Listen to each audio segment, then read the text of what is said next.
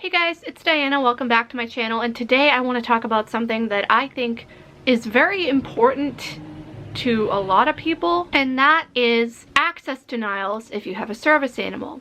So, kind of a serious and somewhat touchy topic. Recently, a YouTuber with a large following posted a video. I will link it down below in the description, and they are blind, and they said that they want to buy a car because they're sick of dealing with access denials from companies like Uber and Lyft, you know, the ride shares. Let me preface this by saying that this video is just my opinion. You may have a different take on things, and if you do, I am very interested to hear it. I want to start a conversation. This person who posted the video did not seem to want to start a conversation, in my opinion, after having watched it. Spent a majority of the time talking about their struggles, which is fine, but they didn't discuss how the community as a whole, in terms of the blind community with guide dogs, not the broader people who have service animals in general, they didn't discuss how others are handling these things. Uber and Lyft, unfortunately, have drivers who are not adhering to the guidelines and laws set forth by the websites of these companies. It is company policy for rideshare companies. I keep saying the word company too many times. It is their policy that you must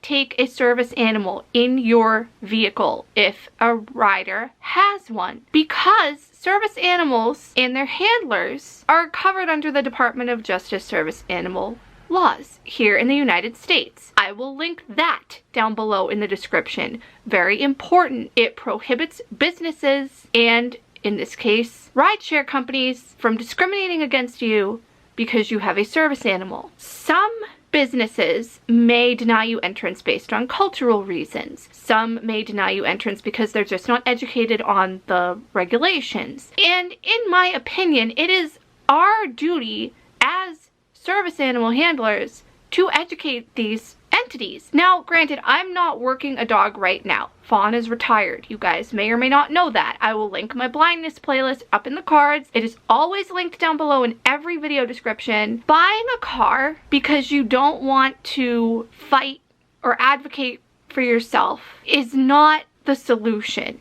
Now, again, this is just my opinion. If you think something different, or if you agree with me, I really want to hear it, because this is important. There are blind passengers on Uber and Lyft who have been, like, physically injured because they were denied a ride by their driver because they had a service animal. Now, the drivers who work for these companies, yes, they're using their own personal cars, but they also agreed to the terms and conditions set forth by these companies that they would transport riders who have service animals in their personal cars. If they're unable to do so because of an allergy, then accommodations must be made for both the person with the allergy and the person who is the service animal handler. I'm gonna give you an example. I know somebody who is blind, and she called an Uber to pick her up and her then fiance, now husband. They're both blind. Uber driver showed up, didn't want to take them because she had a dog, guide dog, fully trained guide dog, would just sit on the floor in the front of the passenger seat, wouldn't do anything, you know, just hang out, chilling, laying down. Driver didn't want to take them. Friend's fiance, from what I understand, opened the window or tried to get the driver to roll down the window so they could communicate better, or tried to open the door and get into the car or something, because, you know, there was a dispute going on. This driver did not want to take them.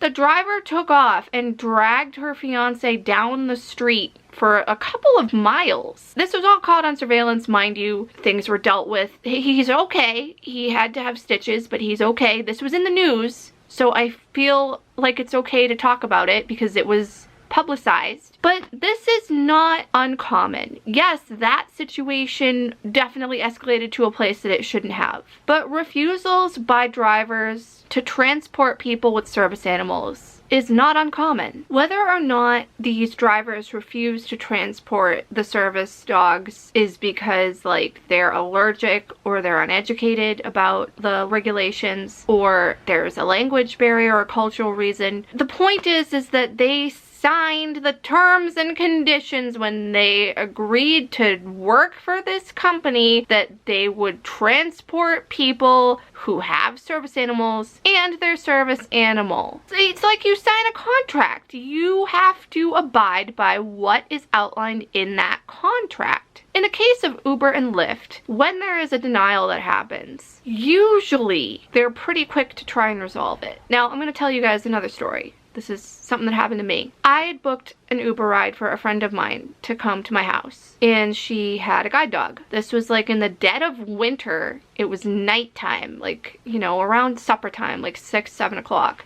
and it was cold and dark. So booked the Uber. Uber driver called me, obviously, because he thought that he was picking me up. I said, no, you're looking for my friend. She is blind. She has a guide dog, a service animal. You know, I described her, what she looked like. The driver said, I don't take dogs, you need to cancel. And I was like, well, you have to take her and her service animal because you agreed to the policy outlined on Uber's website that you would do so. There was a language barrier. He was supposedly new to the job. He told me to cancel the ride. I then had to call a relative to pick up my friend because I didn't want her waiting for another Uber because that was quicker. I emailed Uber customer support with the driver's information and the issue that had happened because they charged me a $10 cancellation fee. They got back, whatever, canned response, refunded me the $10. The most that they'll do is make sure that you don't get matched up with these drivers again, like in their system. The only way that they're going to hear about these refusals is if we report them. Uber and Lyft and other similar companies have been around for quite a while now, and service animals have been a thing for even longer than that. It's 2020, and it's really bothersome that here in the United States, where there are laws and regulations put in place like the ADA and the Service Animal Regulations, the Air Carrier Access Act and everything, that there are still these issues with people being denied access to enter a place, whether it's a restaurant or a car. The only place that you are not allowed to bring your service animal is into sterile environments, like the ICU, the OR, a kitchen, you know, like at a restaurant or whatever, like an industrial kitchen, chef's kitchen. You can bring them to school. You can bring them to... I lived in my dorm in college with Fawn. Granted, there was some pushback for whatever reason from disability services. They wanted me to relieve her in a specific spot that was on a service road running next to the campus, which I did not do because that's dumb and a hazard. But this YouTuber who wants to buy a car and was talking about being discriminated against could have turned that around and said, this is what's happening to me. This is what's happening in the community as a whole. It's been going on for quite a while. We should advocate and continue to advocate instead of just wanting to buy a car. And there are other alternatives here. If you are unable to get an Uber or a Lyft, you can take paratransit if you qualify for it in your area. Granted, you have to book your ride a day or two in advance, and it's like Uber Pool basically, or Lyft Line, where there are other stops added before and after you for pickups and drop-offs, but you have to schedule it in advance, and it's only for seniors and people with disabilities, and it only goes along a fixed route. You know, like where the buses and trains go, basically. If you live outside of that area a certain distance, you don't qualify for it. If you live kind of closer to outside of that area, you do qualify for it, but it's a little more of a rate. Here in Massachusetts, we have this thing where paratransit has partnered with Uber and Lyft to provide subsidized rides per month if you qualify for paratransit. Depending on, I believe, like how often you use it or your location within the zone, you get X amount of subsidized rides, like subsidized trips per month. And that's great because then you don't have to book it in advance with paratransit. You don't have to deal with all their nonsense with dispatch and whatever. You can just open up the Uber or Lyft app, select your destination, call your ride. You'll get charged the same amount that you would be for a paratransit ride. This YouTuber sounded like she had never ever taken paratransit in her life ever. Now granted, I don't qualify for it because of where I live currently right now. I'm outside of the zone. But I have taken it with other people, and while it is abhorrently, like, bad, sometimes. It's an option when there are no other options available. When you can't get an Uber or a Lyft. When you can't get a family member to drive you somewhere. When you are unable to take the bus. It's there. This YouTuber also lived with a sighted person, at least 2 sighted people to my knowledge, who had their own cars and are able to drive whenever they need a ride, to my knowledge, from what they have shared on the internet. That's what it sounds like. I do not think that buying a car, especially if you are obviously not the one driving it because you're blind, you have to then hire a driver or rely on somebody else to drive you and not pay them, like a family member or whatever. It's not the end solution. Denials are still going to happen to other people. You're not going to have to deal with them anymore because you're going to have your own car, and that's great. Good for you. But what about the average guide dog handler who calls their next Uber or Lyft and is denied or assaulted or dragged down the street by their car because the driver didn't want to take their dog? It sucks that these dogs are being discriminated against, and that we are too because we have them. And that's why we need to continue to advocate and educate people. And yeah, it gets really frustrating at times. I get it. I get tired too. But the only way that they're gonna know is if we tell them. You can't expect them to like understand the regulations, and if they're not gonna listen to you, that's when you get the law enforcement involved. And if they're not gonna listen to them, then the ride-sharing company has a real problem on their hands, and they need to act upon it more than just making sure that you're not matched up with that driver anymore. There are a lot of variables at play here. And the same thing goes for people in wheelchairs, because not all vehicles are accessible. Not all people want to take people in wheelchairs. However, in my experience and my observations as a member of the blind community and as a former guide dog handler, it's really the dogs. They don't want the dog. These dogs are like highly trained animals. They're not gonna tear your car apart. They're not going to relieve themselves in your car. They're not gonna bite you. They're going to curl up on the floor of the passenger seat in front of the feet of their handler and lay there, or sit up and look around. But they're not gonna move. They're not gonna be sitting up on your seat. They're not going to be like distracting you. They are trained. When the working gear is on, they are working. And when the working gear is off, they are not working. So Fawn's harness had a detachable handle that I could take off when I was in the car with her, which was good because then I could still keep the harness on her, and then I can just detach the handle again when we're getting out. Not all guide dog schools have that. Sometimes people choose to take the entire harness off. But even so, the dog knows how to ride in a car because they've been socialized to that since they were born.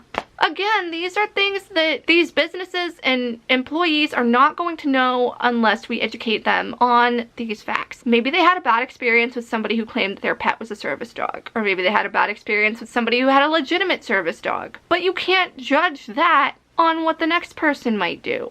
You can't base your one experience with the rest of the population. So I don't know. If you made it this far, I'm really happy for you and I'm glad that you stayed. But in my opinion, I just think that we need to do a lot more here. We need to do better. We need to just continue to advocate, climb up the ladder, talk to customer support at Uber and Lyft. Like I said, there are a lot of variables at play here. You could get a driver who's totally fine with it. When I was at an ACB convention a few years ago, I got into an Uber with a friend of mine. Neither of us had our dogs with us. So we talked to the driver, just, you know, chit chat. I asked him how he felt about having dogs in his vehicle off the cuff, and he said he was totally prepared for it. He had a blanket, he had a little bowl that you could put water in, he had like treats, like dog treats. That's a good example of somebody who A, is clearly a dog person, and B, is taking their job seriously, because he then said that, you know, he knew that he couldn't deny people to get in their car if they had a service animal, which is Uber's policy. Same with Lyft.